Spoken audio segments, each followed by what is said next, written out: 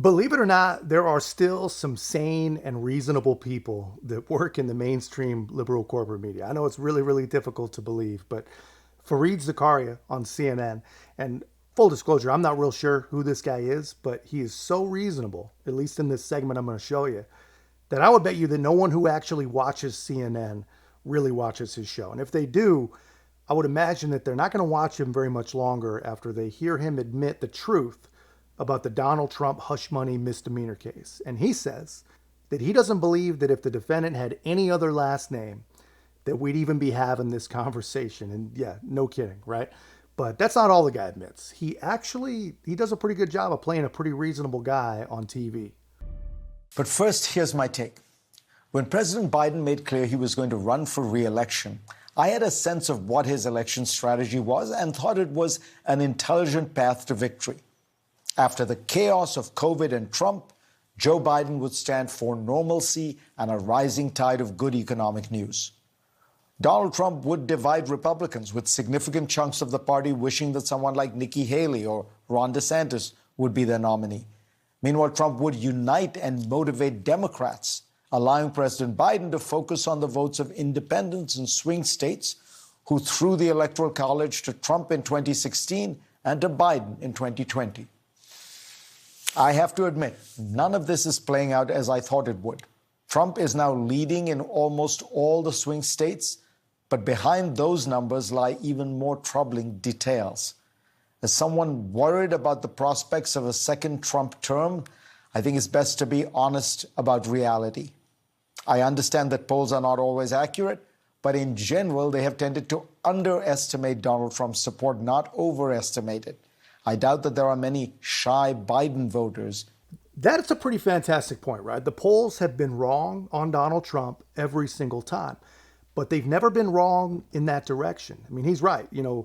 There aren't a lot of shy Biden voters. I like the way you put that. Anyone who's still riding with Biden is either paid to be there, like the Krasenstein brothers or people like that, or that kid, Harry Sisson or whatever, or they're just too crazy to know any better, man. And crazy people, they will not miss a chance to tell you just how crazy they are. You just got to ask. But anyway, to Zakaria's point, the polls, historically, they've underestimated Donald Trump. In 2016, Hillary was winning basically the entire way. And in 2020, the presidential race itself was actually a lot closer than the almost double digits that Biden was up in a lot of polls. So if the polls are underestimating him again, it could be shaping up for a pretty freaking epic landslide in the country. The economy has been in a robust recovery for more than 2 years now, with unemployment hitting a 54-year low in 2023 and increasing only slightly since then. But Biden is getting little credit for it. The shift here is stark. On the question of who voters trust more to deal with the economy, Trump has a 22-point lead over Biden, according to an NBC poll from January. This marks a 15-point bump for Trump compared to the same poll in 2020. Perhaps this is because inflation is a far more pervasive problem than unemployment, affecting all Americans every day. Perhaps it's because people's views on the economy now are largely derived from their broader attitudes towards the candidates. But whatever the reasons, it's a stunning reversal in the midst of a relentless stream of good economic news. What good economic news? What do these people mean when they say these things, right? What does that even mean, good economic news? Are we supposed to all get excited about some jobs report when it comes out? I mean, the problem is not people needing some job created for them, especially when you consider the jobs actually being created by Joe Biden, the ones that pay any good at least. They're all in the government, which obviously a huge surprise if you're paying attention, but jobs are not the problem. The problem is the millions and millions and millions of people who have jobs and still cannot afford to live in Joe Biden's America. And these propagandists, man, they act shocked that people trust Donald Trump more. But it's not shocking at all. Even brain-dead liberals enjoy the benefit of hindsight. And hindsight tells us that the economy is really, really bad. When you compare it to 4 years ago, it's really bad. Really, really, really bad. It's terrible. And the difference is growth. The growth under Donald Trump was real, and it was in the private sector. The growth, if you can call it what we're seeing under Biden growth, is all in the public sector. While at the same time, the private sector is just getting crushed by inflation, layoffs. I mean, they're getting killed. On cultural issues, Biden and Democrats benefit from the opposition to the Republican Party's position on abortion. But on the other great cultural issue, immigration, Biden is 35 points behind Trump as to who would handle it better. And I do wonder whether abortion will be as large an issue in a presidential race, given that reversing Roe v. Wade threw the issue to state governments and legislatures and not the federal government. Perhaps the most worrying new trend for the Democrats is that far from being the more unified party, they are now bitterly divided over the war in Gaza. Bernie Sanders has said the eruption of pro-Palestinian protests could be Biden's Vietnam, and even invoked the specter of Lyndon Johnson choosing not to run for re-election in 1968 because of the opposition to that war. The analogy is far-fetched. America then was itself sending hundreds of thousands of troops to Vietnam, with more being recruited from college campuses every week. But there's no denying that the party seems more openly divided than it has been in decades. Only 33% of Americans said they approved of Biden's handling of the Israel-Hamas war, which is now opposed both by people who think he is too soft and people who think he is too hard on Israel. Meanwhile, Republicans seem to be uniting behind Trump. Whatever opposition he faced in the primaries has largely melted away. And the trials against him keep him in the spotlight, infuriate his base, who sees him as a martyr, and even may serve to make him the object of some sympathy among people in general who believe that his prosecutors are politically motivated. This happens to be true, in my opinion. I doubt the New York indictment would have been brought against a defendant whose name was not Donald Trump. Isn't it amazing, man? We live in a time where if you say something true on CNN, you look like some kind of brave hero. It's freaking crazy. I would bet you that there are people in that building and at that network that will never, ever talk to our new friend Fareed again. And all he said was the truth.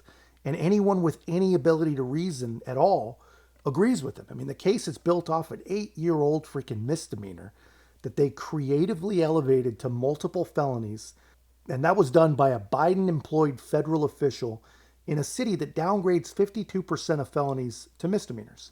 They had already declined to prosecute this exact case multiple times with multiple DAs. And on top of that, it's a 74-year-old first-time offender, and they never even thought to offer him a plea agreement. That alone tells you everything. But when you add on top of that, they need convicted liars and essentially prostitutes to even attempt to prove it. There is no way that this case happens if it's not for Donald Trump.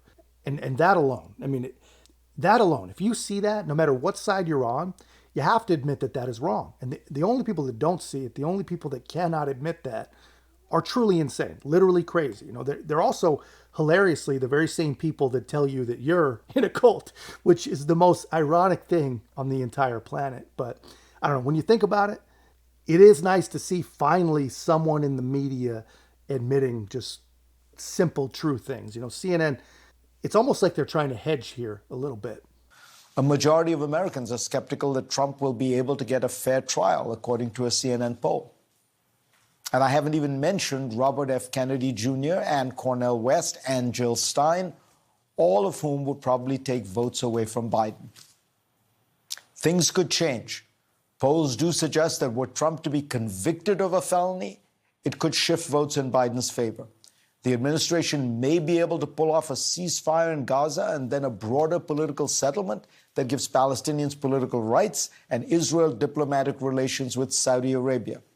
I think our new friend is being a little bit too kind, because there is zero chance that Joe Biden pulls off some sort of diplomatic settlement for Israel. And I'm not saying a settlement isn't possible. Anything is possible, obviously. But Joe Biden being meaningfully involved in any piece of foreign policy that can be viewed as even close to a success has a less than 0% chance that is not happening. Trump could always embroil himself in some kind of scandal. But trend lines are not working in Biden's favor. He needs to do something bold and dramatic to seize the initiative, on asylum policy, for example, and reverse these numbers. The one that troubles me the most is on the question of who was the more competent. Joe Biden led Donald Trump by 9 points in 2020, but Trump now leads by 16 points in January 2024.